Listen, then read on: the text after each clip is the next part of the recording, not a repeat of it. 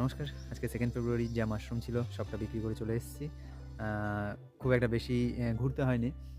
প্রথম ৫০০ গ্রামের অর্ডার ছিল, সেটা তো আমি আমার পাড়াতেই দিয়েছি। আর বাদবাকি যতটুকু ছিল ততটুকু আমার শহরেই প্রথম গেলাম এক দিদির কাছে। ওই দিদি নিলেন ১ প্যাকেট।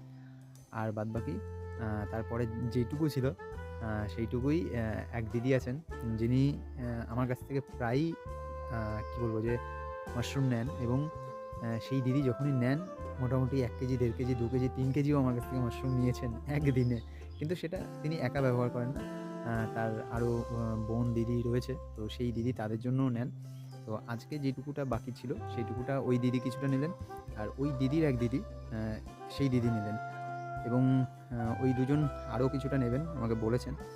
তো দেখি আগামীকাল যদি ফলন হয় তাহলে তাদেরকে আরও কিছুটা মাশরুম দিয়ে আসবো। তো এই ছিল আজকের মাশরুম বিক্রির গল্প। আপনাদের কারোর যদি মাশরুমের প্রয়োজন হয় অবশ্যই যোগাযোগ করবেন। আর ভিডিওটা একটু like, comment, share, subscribe, follow করে আরও বেশি মানুষের কাছে ছড়িয়ে দিন। তাহলে কি আমরা একটু বেশি মানুষের কাছে পৌঁছাতে পারবো, এই আর কি। আপনারা সবাই ভালো থাকুন, সুস্থ থাকুন।